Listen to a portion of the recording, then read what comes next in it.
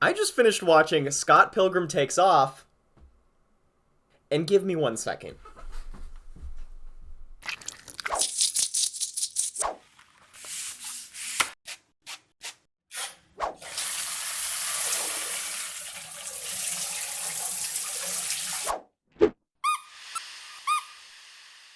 Much better. Let's talk about the new animated Netflix series, Scott Pilgrim Takes Off. So I just finished watching this morning. I wanted to do just kind of like a first thoughts, let you know how I felt about it, and if I recommend it to you, and, you know, what the things that you kind of like, and who this show I think is really for. This animated show, developed by Brian Lee O'Malley and Ben David Grabinski, is based on the Scott Pilgrim graphic novels, and also, if you're familiar with the movie, which is the property that I've seen, Scott Pilgrim vs. the World, it also is, I'll just say, related to that. Ramona Flowers, voiced by Mary Elizabeth Winstead, and Scott Pilgrim, voiced by Michael Cera, are the two leads of the story, but honestly, there's so many other fantastically designed characters that are super fun and interesting to watch. It's hard to even say that they're technically the main characters. They are the main characters. I wanted to phrase it that way just to give you a feel for how well developed and how much personality all of the characters in this show have. And you might have noticed those two names as the voice actors. They're actually the original actors from the film. Isn't that wild? The same guy playing two different versions of the same guy?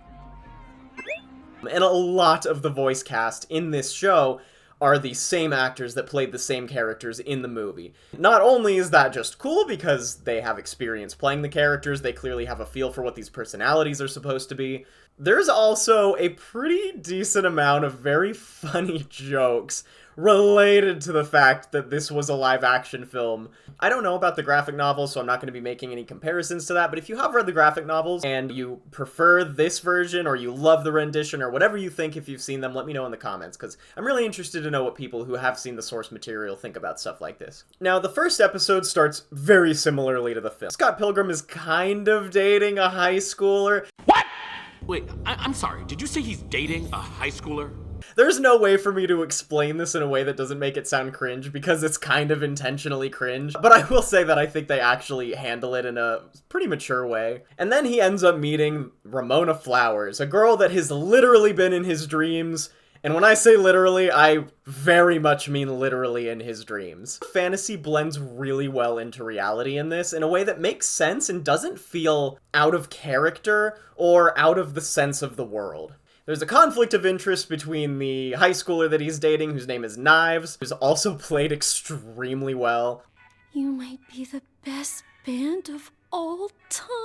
And Ramona, obviously, homie's trying to date two people, doesn't work out super well. And from there, the first episode plays pretty close to what you'd see in the film. Scott Pilgrim is in a band called Sex Bob-omb. Their first concert gets interrupted by one member of the League of Exes, who is a organization of evil exes of Ramona Flowers. We see a little bit of the League of Exes kind of having their own conflict and their own discussions in the beginning of this episode, but not very much until later in the series. And at the end of this episode, which I will not spoil because you just need to see it to understand, they take this in a very different route from the way that the film goes. And the route that they go, I was very pleased with. What starts off as just a video game and anime influenced action show launches into a really fantastic mystery and love story. There's a fantastic structure where Ramona dyes her hair differently in the beginning of every episode, and we see a sort of fight sequence take place at some point during every episode as well. Even though this is a great structure, it is far from formulaic, because I feel like we get so much character and flavor and progression in all of these episodes, and it's so tightly written, it honestly makes me feel like it's what I wished had happened from another series that came out recently that you may have seen me react to. Yeah, I'm going to talk more about that in a future video. Now, the animation in this is very influenced by video games like platform fighters like Mortal Kombat, and I love platform fighters. Super Smash Bros. Is my favorite game, even though that's a little bit different in animation style. I've played a lot of platform fighters, and I thought the way that this was stylized for that was very cool. There's a lot of reverence for film and animation and anime specifically Japanese cartoons. This is very anime influenced, but somehow it also feels like the style is influenced by cartoons that were influenced by anime as well. You know, like Powerpuff Girls, Samurai Jack, some of the 90s cartoons in the West that kind of started getting their feet wet with some anime influence. That is referencing anime. It seems like this is referencing the anime that's being referenced in that, which is a very particular era, and honestly, it comes across great. The setting takes place in Toronto in what appears to be like the early 2000s going into like mid 2000s. You probably know this, but in the early 90s, there were 2 different Sonic cartoons airing at the same time. And there's even a hysterical joke where they try to rent a movie and homie actually sits and waits for 2 straight days before it comes in the mail, which is not only just a good way to show when this is taking place, it's also just very funny because it's playing with our expectations and our current reality. Now, there's so many references to classic video games, film, and TV that this show probably isn't going to feel like timeless. It's going to be something that, you know, you're not going to exactly show to somebody in 500 years and they're going to be like, ah, yes, all of these references to Sonic the Hedgehog that we understand so well. God, I hope Sonic isn't still prevalent then. I just want new things. I don't like things to be that worn out. I've had enough Mickey Mouse. We don't need more. And the ending of episode 1, which again I'm not going to spoil, really kicks off this story to be one of the most interesting and engaging episode to episode things that I've watched all year, maybe even in a while from a cartoon. As it sounds, my first thoughts are that this was fantastic. In addition to the animation being really experimental, very cool, and the pacing of it being very fun and fast, but not too fast. It still takes its time for emotional moments and gives you, God, so much from the characters. That's the other thing. The characters. Wallace Wells specifically is probably my favorite character and has incredible moments throughout this show. From heckling on the sidelines to co-lead in a major Canadian blockbuster. Can you speak to that? I decided the only thing better than being me was getting paid to be me. He's the cool gay roommate, and my god, does he play a fantastic cool gay roommate. I think that all of Ramona's exes are also very charming characters. I think one of my favorites is Lucas Lee, played by Chris Evans. Not just because his name is Lucas, because that's my name, because he's just got such charming interactions with the other characters. Just to make a comparison to the film, which I wasn't trying to do too much because I like things to be their own things, but for this, I thought the League of Exes was so much better done in the cartoon than the film.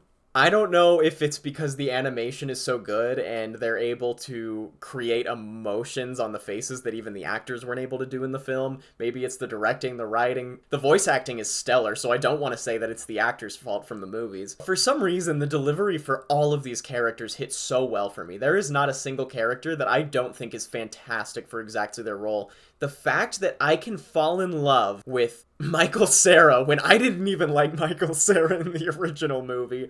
I don't have to take this guff from you. As well as fall in love with all of these side characters in this super colorful cast and want to know everything about all of them and be totally sucked into every moment all of them are on screen, while also really caring about the progression of the plot and never getting distracted by the things going on with the side characters. Nothing ever feels like it's a side journey. The way that they did set it up and the way that the payoff comes towards the end, which I'm certainly not going to spoil, is very impressive. So on that note, who is this for? Who's going to enjoy this? Are you going to enjoy this? And before I answer that, just make sure that you hit subscribe and like this video, because I'm going to be doing more reviews of this style, and I'm really excited to go in this direction with the channel a little bit more. I'm actually going to make another video talking about how the reaction format is going to change up a little bit, but I won't blow the lead on that. Just subscribe and you'll see it when it comes. If you are a fan of video games, if you are a fan of film culture, They're ruining my movie. I'm taking my 15. if you're a fan of superheroes, I feel like you're going to absolutely love this. This show has a great moral, it's got great character development, and if you're a fan of animation, I think that you're going to love this because even if the animation style doesn't sell you completely, if you're a fan of animation, you're not going to be able to help but watch this whole thing all the way through just to see what they do with it. The way that they integrate video games and platform fighter video game animation specifically is so clever, and it doesn't go into just a basic 2D fight at any point. They really get creative with camera angles and lighting and special effects and sound effects effects. The mystery is also something that I feel like some people might think goes in a bizarre direction, but I don't think it does. There's a sort of whodunit aspect that starts to develop. I ended up guessing like 10 different characters for who might have done it, and the way that they ended up going was actually one of my guesses. It was one that I wasn't expecting them to go, but I did consider it. So I don't think that the way that it goes comes out of nowhere to any degree. The way that it's written and the way that the mystery develops makes a lot of sense. And even though the mystery is so fascinating and a huge part of the story, it still ultimately is a crux of a love story. And the love story really hit home for me. Maybe I'm just living out some of my teenage fantasies vicariously. But hey, I mean, if you're in your like 20s to 30s, 40s, and you were into alternative people, you're definitely gonna like this. And on that note, if you like a good love story, especially if you're into, let's say, Eternal Sunshine for the Spotless Mind, love stories of that nature, a little bit more sci-fi that gets worked into it, you'll absolutely love this as well. If you're not really a video game fan, you don't really care about nerd culture all that much, if you're one of those people that's like, oh, anime isn't for me, that's kind of too over the top, I could maybe see some of this turning you off. There are some hysterically over-the-top scenes. There are some moments where this one character, young Neil, seems like kinda overly stupid. The lighting in the scene is super dark to represent the darkness in Scott's soul. Their sunglasses? Huh? Oh, wow. I think there are some comedic elements that might make some people be like, this is just weird. Where is this going? This doesn't make sense to me. I think part of that is because it's very referential. If you don't get a reference, you might sit here and be like, well, that was a weird line, or that was a weird shot, or that was a weird thing to throw in the background. It might be because it's referencing some nerd culture, some film, some music in some way. Some of these jokes might get lost on you, some of the shots. But in general, if you're watching this show, if you're into film, if you're into cartoons, I think this is definitely worth your time. Episode 1 really sucked me in. Episode 2 seemed to distract me for a second, but I immediately got sucked right back in. I mean, this is a day after it came out, and I pretty much watched the first half last night and the next half this morning. I didn't even know I was going to talk about this. It was just that good that I felt like I had to make a video about it, and I wanted to give it my first thought. And also, Netflix has a great way of being terrible about marketing its cartoons and burying it, so hopefully, if you see this video, you can send it to some people, and maybe we can help bring up some of the advertising, because Netflix is slacking, let's be honest. Though, the One Piece live action did really well, but, I mean, that's One Piece. The One Piece fan base comes out. If you're part of the Scott Pilgrim fan base, come out, let us know. Tell me in the comments if you love this or if you hated it. Maybe you didn't like this rendition. Maybe you didn't like the direction that they went with it. I don't know if it's more or less similar to the graphic novels. It's a very feel-good show at the end of the day. It's fantastic plot, it'll get you sucked in. Again, this is my first thoughts. Maybe once I sit with it a little bit longer, maybe watch it again and see some other reviews, I might feel a little differently.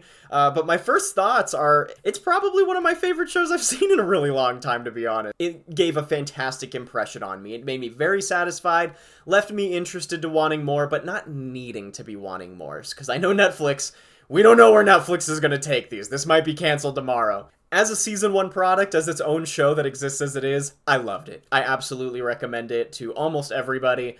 With that, thanks so much for watching this, everybody. I'm really excited to be doing reviews like this and first thoughts.